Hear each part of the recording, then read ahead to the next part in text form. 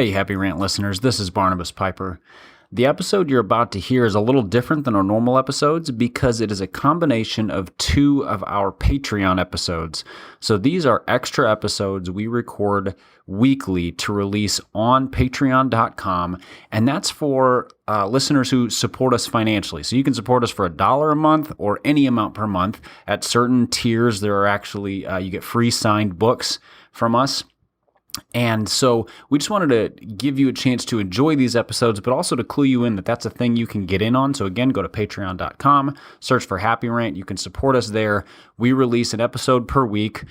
You know us well enough to know that it's not every week, but the majority of weeks. And these are shorter episodes where we answer a single question, kind of riff on it for a little bit, and that's that. So you're going to hear two of these talking about how we're writing our Happy Rant book, and then Ronnie and I talking about writing advice that we've received and writing process and some of those kinds of things.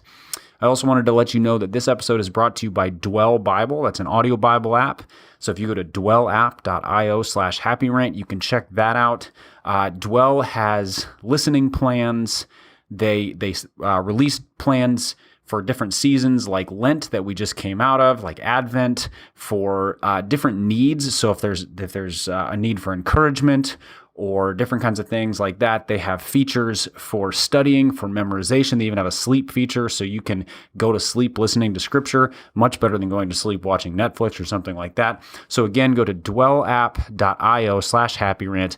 They offer a special discount for our listeners. It's 10% off of the annual subscription or 33% off of the lifetime subscription. So under $100 and you get a lifetime subscription to Dwell. They're constantly updating, adding narrators, adding plans, adding features. So it's not just a static thing. Again, dwellapp.io/happyrant. Be sure to check that out. Now, please enjoy these two Patreon episodes. And if you would consider supporting us, we would be so appreciative. Thank you, and dig in. Hey, welcome to the Happy Rant Patreon-only podcast. A very special podcast made for very special people. Maybe the most important people in our lives. Always. I mean, besides our wives and our parents. And each other. And each other. Hold on, I have a list. Wait, and wolves. Yeah, I mean. And wolves. Yeah. And don't forget about Trogs. But you take away all those people, and you have the Patreon supporters, which is a select group of people that we're making this podcast for. So what we do, here's the parameters. Yeah, can you explain it to me? Because I'm still in the dark about Sure. I'm joined here in studio in Destin by my good friends and my partners in Patreon Radio, Barnabas Piper and Ronald J. Martin. And what we do is we get one topic, which we talk about for 12 to 15 minutes. And We might go 40 on this one because this is exclusive content in a little different context. and we've got donuts. So We've got donuts. We do have We're in a donuts. very And nice beverages. condo. A very nice, are a very very nice free condo. condo. Yeah. Guys, when you're... Thank you, I Mary don't know. Norris. I don't want to flex, but like when You know what? Flex a little right now. when you've reached a certain magnitude, stuff just kind of comes to you. It does. You know? I mean, it's like walking around in Destin. I sensed that people wanted to come up to us. They wanted to approach us. They were a little reticent. That's fine. But nevertheless, stuff comes your way at this level. Have you guys found that to be true? Well, yeah, it's always the thing like you get to a certain level when you can afford everything, but then everybody you get just the gives stuff for everything free. for free. Right. Yeah. It's the cliche. Well, when we took our leisurely stroll on the beach after our luxurious dinner, I noticed that there was a couple people who walked by and they just sort of stared at us. They stopped too. And that was a little awkward. Yeah, and they just there was a sense of like they were like, I want to talk about publishing with these guys. I can't but, believe I saw these guys on a random beach in Destin. I just didn't know that they descended to this. So well, and yeah. you get used to that. You know? I haven't gotten used to it yet. It still feels like I'm still kind of in awe of You what, spend what enough we do years to in this people. business, and you become a little numb to all of it. And And how do we bring back like a gravitas I just want of to the feel lifestyle something again, that we you know. you know what would help is to take that beautiful Nissan, Trogs, and just get out on the back roads and just How should we make that happen? I mean, we can walk down and get in. You know, that's Just drive up the beach, do a that's little right. off-roading. That's right. That's what that car was made for. Let's feel young again. You know, that car was made to be driven hard. Pipe. We have radio to do. We have we've Sorry, gotten I was off track. looking at already. Twitter. Yeah, that happens. Hey, no regrets. I was reading my mentions. Really? watch Anything Oh, sorry. good? No. What, baby? People are asking me about free agent signings in the NFL, and if we get derailed on that, this is going to be a happy rant sports Ooh, I could do that. episode. Which Ronnie, Boys, I'm eating my donut. Go ahead. How about it? Anything new, Pipe? Anything noteworthy? oh, just people being signed away from the Vikings who I'm not terribly sorry to see go. time. Yeah. Sorry. Every time. Well, normally what we do in these episodes is I pose a question and then we spend somewhere between 8 and 15 minutes answering it. And given our luxurious context and the purpose for which we are here, the question ahead of us is, so how are we writing this Happy Rant book that we have gathered together, Yeah. brought our presence Methodology. to A bear? little process conversation. Yeah, what is... People love to discuss writing process. What's your writing process? Yeah. Like, I don't know, words on page. So, what is our writing process for the Happy Rant book? Get in a free condo, ensconce me in wicker, and Not to be see what confused with happens. liquor, listeners. Yeah, He didn't wicker. stutter. No speech Yeah, impediment. yeah. Yeah. No, I don't know that I have a process. I think I just do it whenever there's time, and it gets done. How did we? The process. Okay, though, how did yeah. we go from like? We were approached by a publisher, Yeah. Harvest House, and they were like, "Hey, we think a Happy Rant book would be great." And we were like, "Great, what does that look like?" And they were like, "You tell us what." Then what? A lot of power at this stage.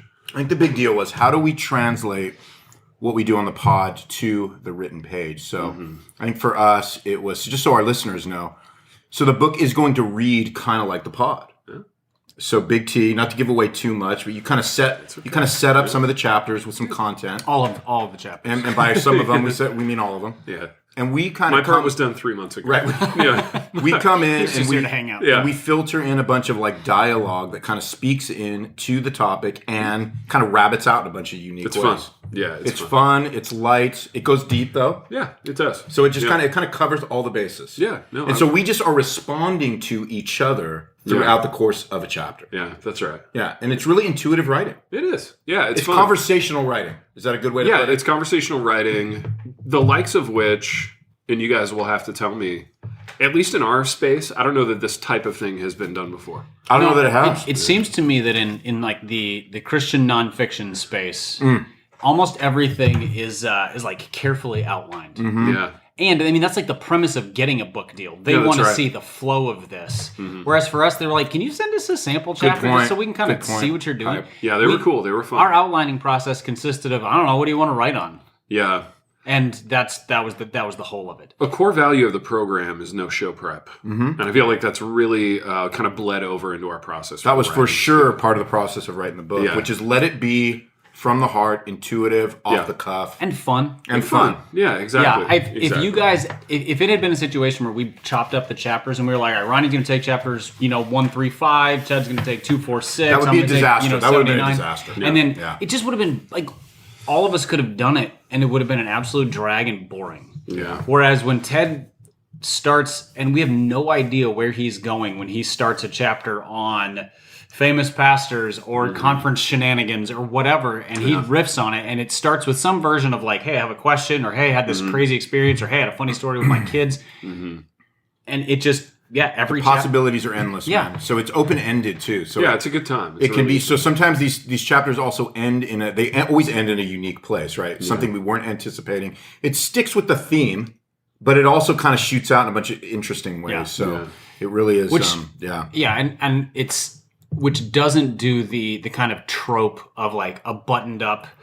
Here are the 3 things you need to know about this, or here's my conclusion on this. Sometimes there's not a conclusion. Sometimes it's just like, well, that's what we've got. There's sort of an observation on it. Yeah, that's good. Some chapters are much funnier than others. Some of them are much more heartfelt. Like there's some things it's harder to be funny about, Sure. and some things it's hard to be serious about. I think it's frankly. tasteful, right? The way I would describe it is if we were to rewrite the book starting today, it would be a completely different book. Because Yeah. that's the nature of it. It would Yeah. be completely different. It's true. So So we should do a volume 2. so when we do when we do a volume, volume 2. 2, After this sells tens of copies, and we get the big offer. well, What? How we did just sigh after Pipe says that. Okay, we're done. To be fair, you guys spent all day ripping on yourselves for all the books you didn't sell, so you're not in a great headspace. It's our way of dealing with the pain. It is. You know? It's our way of dealing with Yeah. Yeah. My way of dealing with that pain is to not acknowledge that it exists. There so you go. I'm going to suppress We all that. deal differently. we do. Yeah. How did we? how did we come to the topics that we? So right now we have, I think, 13 or 14 chapters. We're not going to list them all. Something has to remain for the surprise and imagination. Some mystery out there. Absolutely. Like what did we do? You know, how did we get to those 13 or 14 topics? A lot of things we normally talk about in the program. So kind of pastoral celebrity and conferences and that was the first part of the process. Was just like collecting topic ideas. Yeah. You know, you made a list, Pipe. We just kept throwing stuff out there. We ruled out anything that was like, by the time this comes out, nobody's going to know what that is. We didn't want to be. Everything has the potential of dating a little bit because everything dates if you're talking more about pop culture stuff. But I think it was our idea to try to say let's lean into some of the heavier truths that kind of inform it rather than it just being about the thing. Yeah. So that maybe you could read it a few years from now and it still hits. Yeah. Right. It's not just about everything going on today. Right. I don't think there's anything that we've put in there that is going to be that's like trendy, time stamped out. Right. You know, so we're writing this in the spring of 2021, and it's not going to release until like late 2021, early 2022. I don't remember when. I don't read contracts. Everything should still be relevant. You know, like when we talk about political engagement, it's not like America's going to solve its political situation, and Christians are not going to be just perfect at it 10 months from now. You know, we write about money. Yeah. People are still going to be, dogging on rich people and jealous of them at the same time. Yeah, they're wide topics, right? There's like a width We're going to have a whole lot more money. to the top. And people will be jealous of us. That's true. So maybe we need to add to that chapter. Maybe I'm jealous of you. The shoe will be on the other foot. Maybe we should add the kind of an appendices to that chapter on the anticipation of what it will be like to handle other people's jealousy. That's it. Oh, yeah. What's it like to be on the top of that mountain? I don't know. Oh, that's a great question. I'm going to ride it out here in the condo, Yeah, maybe we can just buy this condo. Yeah.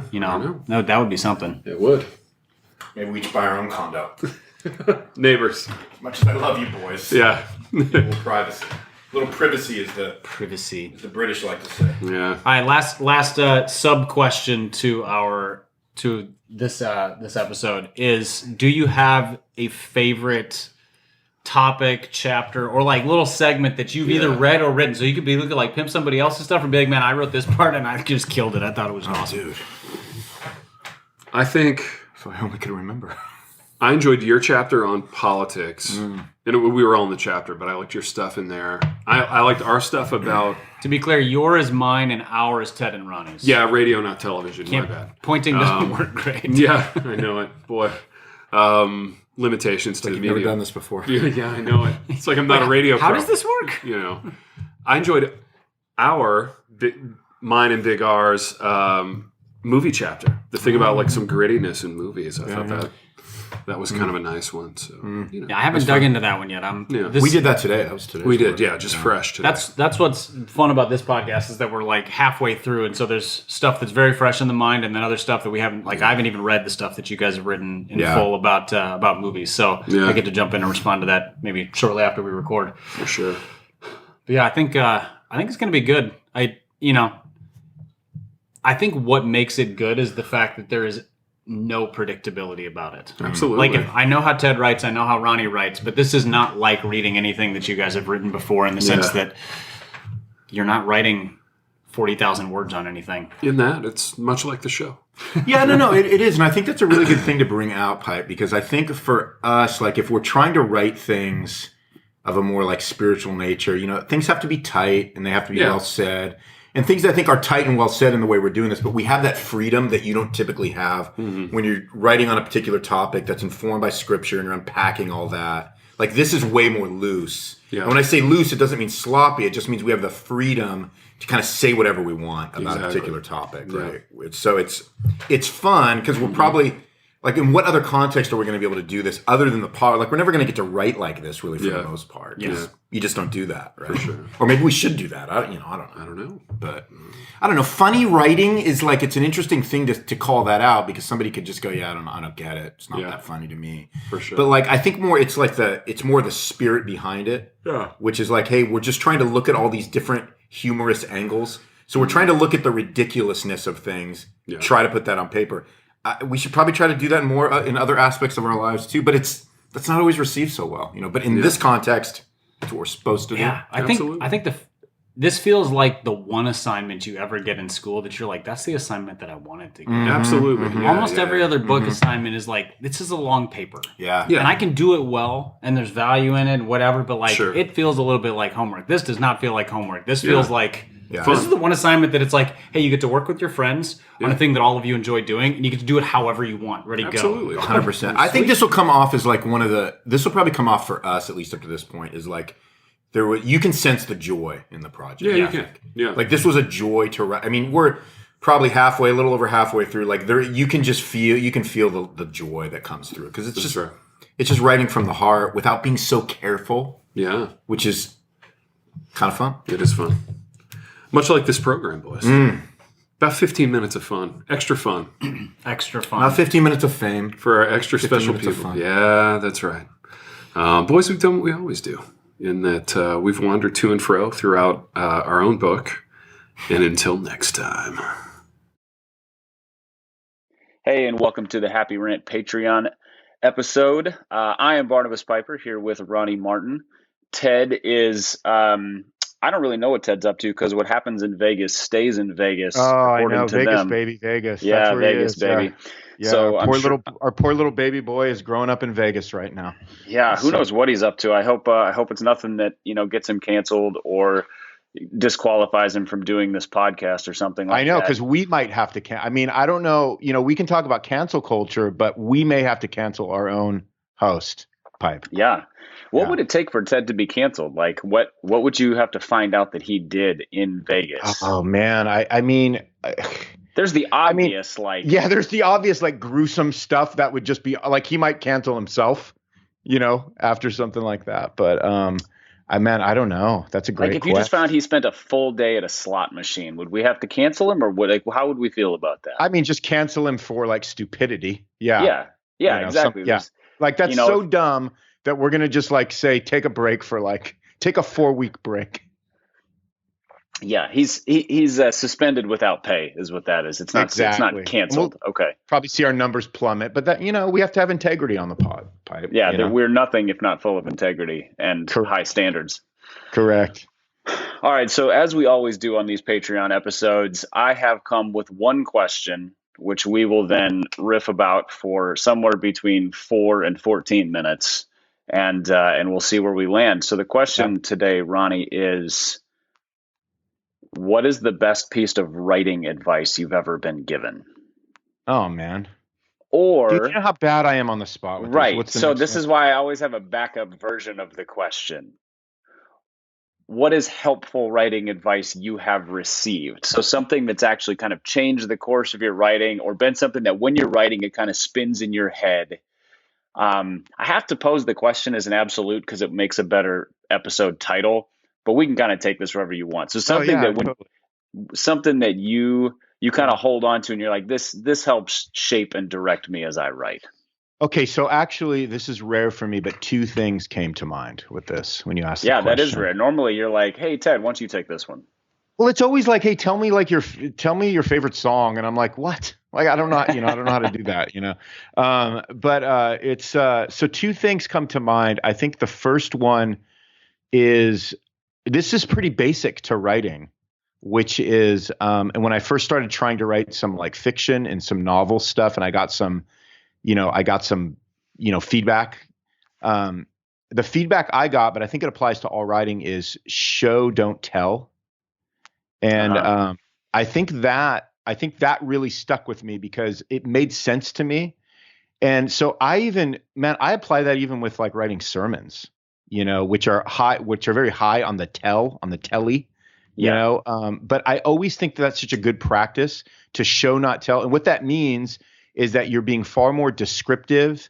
You're trying to sort of engage the heart a lot more, and you're not just trying to give like facts and pronouncements and and hard, cold information. But it's so for a sermon, it would be almost like preaching more transformatively than informatively, if that's a word. And so that one has really helped me. So again, looking down at what you're saying and going, man, all you did was communicate a bunch of information, but you didn't create like a picture or a world for anybody. And again, that sounds grandiose, but you can just you can pare that down to the tiniest thing, and when you read the really, really good writers, and we're thinking about people that have mastered the craft, like a Stephen King or a Charles Dickens, or these classic guys in our age and in prior ages. Man, to be fair, Dickens did a lot of telling because he got paid by the word. So he would take 11 pages to describe a lamppost. So he is describing. Yes, he is describing. He is he's painting a picture. And I remember having a conversation about this with one of the profs at Ashland University, who used to go to our church. He lived here and went to our church, and he was a writer. And he said one of the things you notice about the early, like the older writers that wrote some of the classic fiction 100, 200 years ago, is they were far more showy than telly. And he said, we're in kind of an age now where people have flipped that and they tell more than they show. And again, that makes me think about the age that we live in. And again, back then they sort of had to use their imagination more than we feel like we need to use ours. And so that really stuck out to me. So I kind of view my writing now as being, man, are you telling or are you showing? And I think somebody who's really good at that within our circle is Ted. I think I think he shows a lot when he writes more than he tells. And he has a particular style and how he does that, of course. But he does a really good job at that. So yeah, that was the first thing that really stuck out to me. Yeah, that's good because it's the word that comes to mind when I think of people who do that well is the idea of evoking instead of. That's a good word, yeah. Like if you're writing Christian nonfiction, which you and me and Ted have all done our fair share of, the easiest thing to do is just sort of use the word "is" over and over again. Sin is bad, God is good, whatever, and that's all true, and it's boring.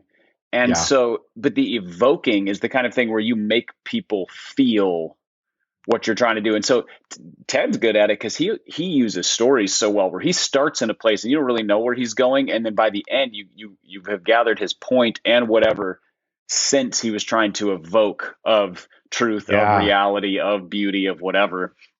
Yeah, I tend to be a get to the point guy, which means that the evoking can be a challenge because it takes time and energy, but even just analogies are helpful, similes, those kinds of things. Totally, 100%. Yeah, if you say something is like something, that's better than something is something. Yeah, you're describing it right off the bat. What you're doing is you just created a picture for somebody to imagine in their head, and I think Ted is good at that. And I think it's so funny you mentioned like sermons too, because one of the something that me and Big M will say if we're listening to another preacher or at somebody else's church, one of the first things we say is if the sermon is good, we describe it as, man, it really stirring our hearts. Yes. And if the sermon was fine, it was okay. There's nothing heretical or off about it. We'll simply say that it was true. And when we call a sermon true, what we're saying was it just lacked a lot of life. It felt more like a lecture. It was true. But it did nothing to sort of stir our affections, whatsoever. Yeah, and in writing, that's really important because there's nothing easier than putting down a book. Yeah, totally. If you want people to get through something you write, you better make it interesting and attached to feelings, because just a list of truths is. Pipe, I want you to tweet that. I want you to tweet your own quote and say there's nothing easier than putting down a book, unless you rip that off of somebody. No, I don't think I ripped it off. I mean, I have a bad memory, so maybe I'm accidentally plagiarizing. That's a good piece of writing advice. Don't plagiarize. The only plagiarism that's acceptable is the accidental stuff, which is what we all do all day, so. Yeah, it was funny. I did tweet a few weeks ago a quote from Ray Ortland Sr. Ray Jr., founding pastor of my church, he quoted his dad in a document we were using in an elders meeting. And I thought this was a great quote. So I quote it. Then somebody else sent me a screenshot of Jared C. Wilson using the exact same quote without attribution. And he didn't accuse Jared of anything. He was just sort of like the little eyebrow raise emoji. And I realized it was one of those sentences like, what a leader is, the church will inevitably become, kind of thing. And I'm like, that's probably something 1,000 wise pastors have said. And Jared heard it somewhere and used it. Yeah. And it was, the accidental plagiarism thing is real. I'm trying to think of a best piece of writing advice. I think to sum up, so you got Stephen King, who loved the phrase "kill your darlings." Oh yeah. You've It's a good got one. Stephen Pressfield, whose little book "Do the Work" is a great one for anybody who wants to get started writing. But he talks about how he outlines every single one of his novels on a single legal sheet of paper. So what is Oh, that? geez. 8.5 by 14. So just, and not, just so that he knows the arc of where he's going, kind of thing. And so the two things that kind of sum up is order your thoughts and be concise. Yeah. So I hate outlining. It is the work of Yes. writing that I Likewise. abhor the most. But the better I've gotten at it, I think the better my books have gotten, because it avoids redundancy. It turns a 220-page book into a 160-page book, which is better for everybody. Yeah. For sure. Writers, editors, readers, maybe not sales apparently, but whatever. And it helps you write it too, Pipe. Yeah. I mean, it helps you. It makes it easier even to write. Yeah, nothing has helped me get through writer's block like an outline, because you look at it and you're like, well, that's where I have to go next. So here we go. Right. And there's just sort of there's a destination in mind for like the next mile marker. And then the concise thing is just, if you can say something in 6 words instead of 14, do it. Now, occasionally that is at odds with the evoking side of things, because you can say God is good, or you can use half a page to relay an account of an experience of God's goodness. But again, there's a weight of your words there also. But in most sort of nonfiction Christian writing, there's a lot of times when you made your point. Just land it. You don't need to keep going on it or circling back to it. So here's another thing. I remember hearing a piece of preaching advice from like a classic old, he's probably dead now, guy, who was like, you tell them what you're going to tell them, then you tell them what you told them. And that's sort of the preaching, which is not a bad model for preaching. Here's where I'm going. Now we're going to go there. And now we're going to sum it up, which works really well, because we need repetition when we listen. Yeah. It's terrible writing advice. Yeah. I think that's a really great point. Yeah. All you need to do in writing is tell them. You don't need to tell them where you're going. You don't need to tell them where you've been. You just tell them what you're here to talk about. And if they need to reread, they can. That's the cool thing about words on a page. There doesn't need to be recaps. You just just land it. That's a qualitative difference between oration and writing, right? It's like you do have to speak. You're like repeating while you're speaking is something that actually helps people. Obviously it can be overdone. And I think bad speakers and communicators repeat too much. And I think bad speakers and communicators don't repeat enough. So there is a sweet spot with that. And there's also like just knowing, man, does this need to be repeated? Is this something that I just need to say once, or maybe say it twice, but say it the second time in a different way? I mean, there's probably some standardized rules for that, but people probably go with their gut a little bit more on that, but totally different than writing 100%. Yeah. And I think in writing, you have to think of it like links in a chain, where if you're trying to build this thing, the ideas have to connect, but they don't need to overlap that much. They just need to connect. So you kind of harken back to a previous idea. In chapter 4 we said this. Well, this builds off of that. You don't need to recap chapter 4 in chapter 7 or 8 or whatever. So one last spin-off question from this: what's something you've read recently that you've really enjoyed? It's always fun to give recommendations. Yeah, so I really like this guy named Gregory Maguire. He wrote Wicked, and he wrote a bunch of other books. And what he does is he takes, if you're not familiar with Wicked, or Wicked was like kind of the big pop commercial book that kind of puts you off of him. He just takes these old kind of fairy tales and he reimagines them, and he actually gives you kind of the backstory, and he just basically makes something up about them. And he writes in such an interesting and creative way, like the way he forms sentences. He's one of those kinds of writers that uses words that I don't know what those words are. Like the first time I've ever heard those words. And he does it in a way that, I know, it's really interesting. And that could be slightly annoying, except for he structures it in such a way that you kind of know what the word means by the way he structures it. So he's not trying to just be clever for the sake of being clever, but it's almost like a style and a form and a way of writing that, well, there's that word. It evokes something from, the way maybe somebody would have written 200 years ago. Yeah. But yet he kind of still, it's modern though at the same time. So he's not trying to use like old English. he's kind of writing the way you might write today if you time travel back to like, 1795, and you're looking at things through a particularly different like lens and prism, which again, writers back then, they didn't have the same, they weren't writing from the same vantage point that we are today. And he seems like a guy that stuck a couple of centuries ago, but had spent time in this decade and then like writes about these old fables. And I haven't read everything he's done, but the few books I've written have been amazing. And so I just read this book called Hidden Sea, which is taking the story of the origin of the Nutcracker, which I didn't know. There's an old German fable about the Nutcracker being like an actual like person. And he kind of took that, which I didn't know about, and he sort of reimagined it. And it just sounds like, oh my gosh, is it just some like children's fairy tale C.S. Lewis thing? It's like, it's not. It's super adult oriented in the sense that it's, man, you'd have to be a certain age to grasp some of the writing, but it's just super compelling and kind of whimsical, but also kind of gets down and kind of, he keeps it really kind of real and raw in places too. So super interesting. Love Gregory Maguire. There's my promo. I've read Wicked and did not enjoy it. Not because of his writing, just because I just found it to be a bit of a slog as a story. So he's probably worth exploring. Otherwise, I'm just finishing up a book called Pappyland, which I thought it was going to be a book about the history of the Pappy Van Winkle bourbon line.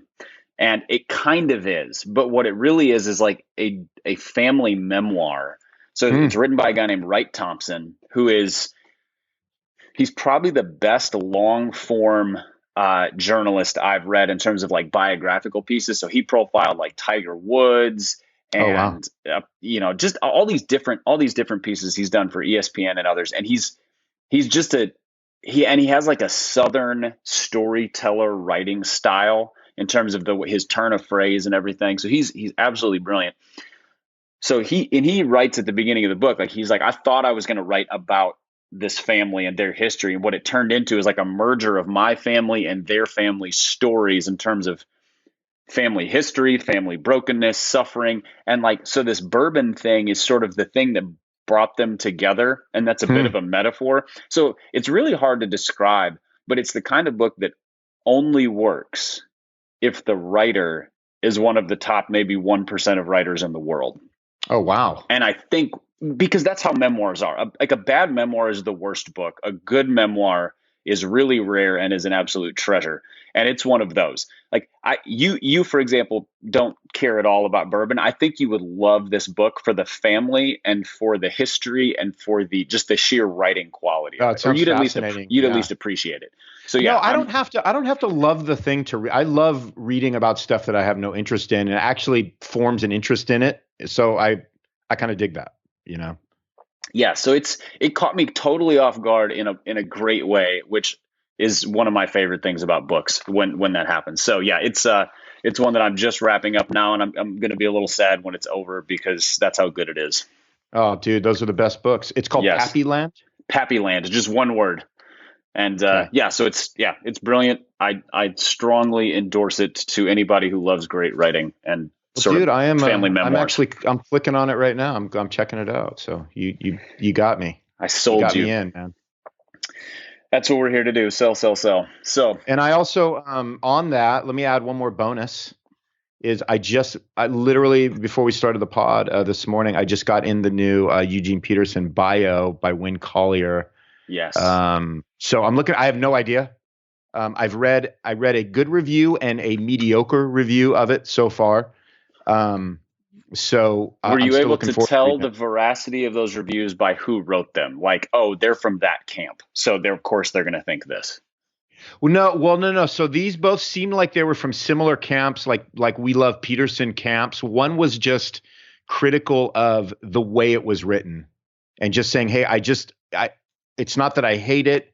I just think that like the writing of it, like maybe the author wasn't pulling from his life and story, the things that this particular guy wanted to, he wanted to hear more about things that were never discussed. Yeah. And so it was more of just that, but certainly it wasn't like a bad review. It was just like, man, I so wished it would have been more like this instead of this. So bios are funny, right? Because it's like I read bios and I can finish a bio and go, I thought it was great, but I certainly would have liked more information on this, and that. You know what I mean? And they, you can't get everything on it. That's why like a lot of guys have more than one bio, and you can, if you're really interested in somebody, you can read multitude of bios, but every single bio has an aspect of somebody's life you'd like to hear more about. And I usually dislike bios because the stuff that gets emphasized is the stuff that I'm not that interested in. I like sort of the quirky behind the scenes stuff. And most bios are like, he accomplished this, and this, or he was, that kind of, I'm like, nah, whatever. I don't care. It's more the stuff you already when he got in a fist fight so with his brother. Yeah. Right. Yeah, exactly. Yeah. Like I already know that he wrote the message, and although that is really interesting, I've already read in his own writing like how some of that stuff happened. So yeah, I'm with you. Like tell us the stuff we don't know, But yeah, anyway.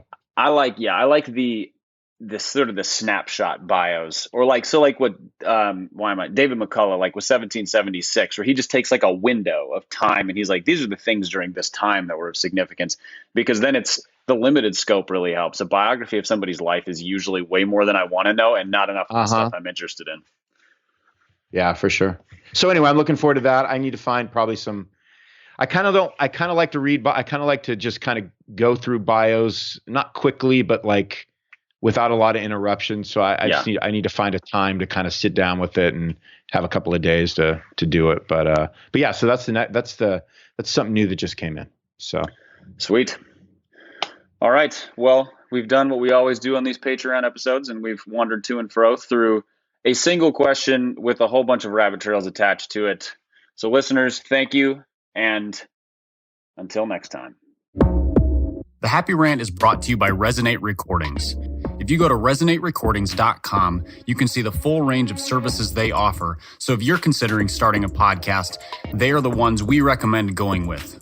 Again, go to resonaterecordings.com to see their prices, to connect with them and ask any questions, and to see what they can do to help you launch, edit, master, and improve your podcast. Again, go to resonaterecordings.com to see what they can do to help you launch and improve your podcast.